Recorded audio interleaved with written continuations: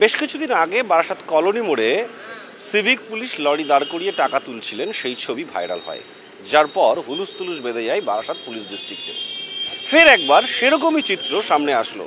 অশোকনগর থানার পুলিশ গাড়ি দাঁড় করিয়ে রেখেছে এবং লরির ড্রাইভার সেখান থেকে নেমে পুলিশ গাড়িতে গিয়ে টাকা দিয়ে ফিরে আসছে, এমন ছবি পেয়ে যান অশোকনগরের কেশবপল্লীর বাসিন্দা মিঠুন সাহা। তার দোকানের সামনে এই ঘটনা প্রায় ঘটে এবং অবশ্যই তিনি ছবি করেন এবং সেই ছবি সোশ্যাল মিডিয়াতে তুলে দেন। এটাই তার কাল হয়ে যায়। এরপর পুলিশ তাকে গ্রেপ্তার করে। অশোকনগর থানার পুলিশ তাকে গ্রেপ্তার করেছে। এই তথ্য তার পরিবার জানতেই পারেনি প্রথম বেশ কয়েক ঘন্টায়। ও ভিডিও কেন পোস্ট করেছে, মানে পুলিশ যে একদম দিনে দুপুরে ঘুষ নিচ্ছে, সেটা আমাদের প্রতিবাদ করা অন্যায় হয়েছে। সেই জন্য ওকে অ্যারেস্ট করে নিয়ে গেছে। ও অ্যারেস্টের কোনো ওয়ারেন্ট নেই যে ওকে কি কারণে অ্যারেস্ট করলো। ওকে মেন রাস্তা থেকে তুলে নিয়ে গেছে। এখন রাত্রি 11:06 বাজে। আমি বাড়ির বাইরে, ঘরের চাবি বড়বাবু দিচ্ছে না, ঘরের চাবি শুদ্ধ আটকে রেখেছে। আমি বারবার বললাম আমার মার একটা নার্ভের ওষুধ চলে, ওই ওষুধটা যদি না খায় মার একটা যখন তখন একটা অ্যাক্সিডেন্ট করতে পারে। মার কোনো কথা শুনলো না। বাচ্চাগুলো, দুটো বাচ্চা নিয়ে আমি ঘুরে বেড়াচ্ছি রাস্তায় রাস্তায়, যাওয়ার মতন কোনো রাস্তা নেই। উনি কারণ একটাই, আমার স্বামী কেন ফেসবুকে পোস্ট করেছে সেই জন্য এদের রাগ। তাই ফেসবুকে ভিডিও পোস্ট হচ্ছে। সেটা কি ভিডিও? যেহেতু গাড়ি দাঁড়িয়ে লরি দাঁড় করিয়ে ওরা ঘুষ নিচ্ছে। রিসেন্ট এর মধ্যে আরেকদিনও নিতে গেছিল, ভোর 3টে আমাদের সারা রাত দোকান খোলা ছিল, সেই দিনও করতে গেছিল, সেই দিন পারেনি। দেখেছে মিঠুন দেখে নিচ্ছে, সেই জন্য গাড়ি নিয়ে থানার লোক চলে গেছে।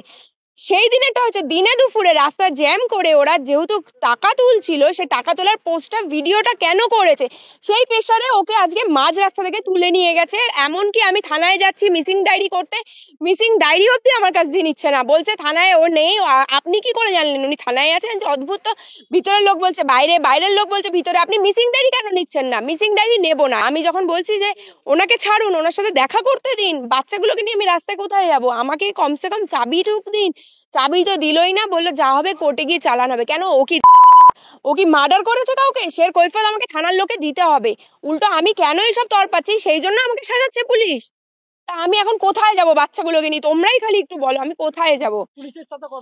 পুলিশের সাথে কথা বলেছি, থানার বড়বাবুর সাথে কথা বলেছি, কেউ কোনো সাহায্য করছে না। উল্টো যারা আমার জন্য হয়ে যাচ্ছে, ওরা বলছে তোরা এর মধ্যে যারা আমার জন্য যাচ্ছে তাদের বলছে তোরা এর মধ্যে ঢুকিস না, যা করার আমরা ব্যবস্থা নেব। তার মানে কি ওকে ভিতরে বসে মারবে, ওকে মার্ডার করবে, খুন করবে?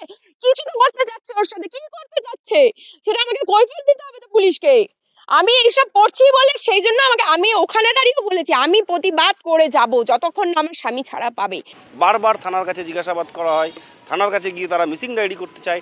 নানা রকম জটিলতার পর অবশেষে সেই পরিবার জানতে পারে যে তার স্বামী মিঠুন সাহা আসলে অ্যারেস্ট হয়েছেন। কিন্তু কি কারণে অ্যারেস্ট হয়েছেন এই প্রশ্ন করতেই জানা যায় যে এই ছবি তোলার কারণে অ্যারেস্ট করা হয়নি। তার বিরুদ্ধে এলাকার মানুষজন মাস পিটিশন করেছেন এবং সেই মাস পিটিশন অনেক দিন আগে করেছেন। সে নাকি মদ্যপ অবস্থায় এলাকার মানুষকে উত্ত্যক্ত করে, ভয় দেখায়, এই ধরনের অভিযোগ রয়েছে। তার পরিপ্রেক্ষিতে পুলিশ তখন গ্রেপ্তার করছে যখন সে এই পুলিশের টাকা নেওয়ার ছবি সোশ্যাল মিডিয়াতে আপলোড করেছে। স্বাভাবিকভাবেই আবারও হুলুস তুলুস কাণ্ড বাঁধে অশোকনগরে।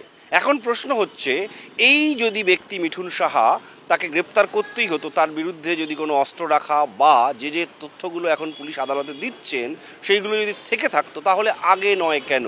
কেন এই ছবি আপলোড হওয়ার পরে তারা মিঠুন সাহাকে গ্রেপ্তার করলেন? এইসব নানা রকমের প্রশ্ন উঠছে। যদিও বারাসাত পুলিশ সূত্রে যেটা বারবার বলা হচ্ছে, এই ছবি তোলার সঙ্গে ওই ঘটনার কোনো যোগসূত্র নেই। তার বিরুদ্ধে বিভিন্ন রকমভাবে অভিযোগ রয়েছে এবং সেই অভিযোগের ভিত্তিতে মিঠুন সাহাকে গ্রেপ্তার করা হচ্ছে এবং যে ব্যক্তি ওই টাকা নিচ্ছিলেন, ওই সময় গাড়িতে যিনি ছিলেন, তাকেও বিভাগীয় তদন্তের মধ্যে পড়তে হয়েছে। তার বিরুদ্ধেও অ্যাকশন নেওয়া হবে, এমনটা পুলিশ সূত্রে জানানো হয়েছে। TV9 বাংলার জন্য সুকান্ত মণ্ডলের সঙ্গে দীপঙ্কর দাসের রিপোর্ট, উত্তর 24 পরগনা। দেবেন না প্লিজ।